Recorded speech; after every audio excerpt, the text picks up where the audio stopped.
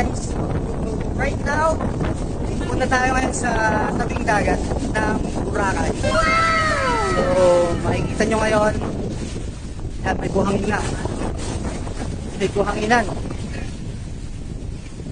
Yan, medyo pulbos na pulbos ang buhangin ngayon dito. Napakaganda na ngayon dito sa Boracay. As you can see! Alright. So, ito na ngayon yung bagong Boracay. Napakalinaw niya. Hindi na tulad nung dati na maraming sobrang maraming lumot. Medyo darkish na yung tubig. Ngayon, malinaw na siya. Kahit tayo parang may pagka blue or green. So, napaganda. Medyo marami rin tao.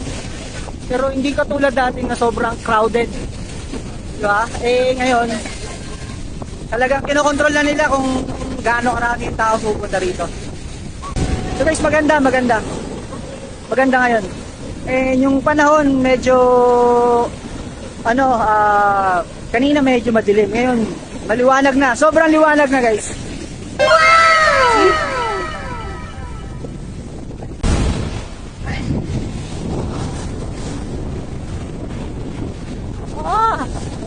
Parang pulbos.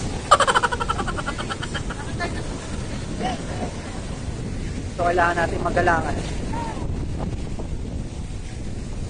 Kailangan ako. Maano ngayon, maalon. So guys, yan, nakita nyo na yung ganda ng Boracay.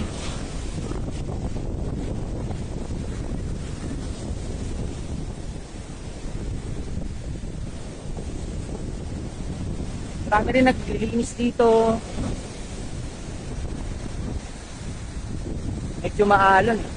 Parang masarap mag-surf.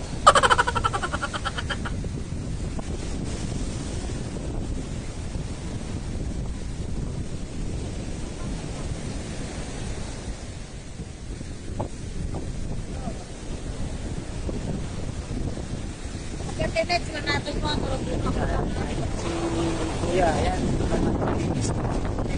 Magandahan ng Boracay. Masarap ang hangin.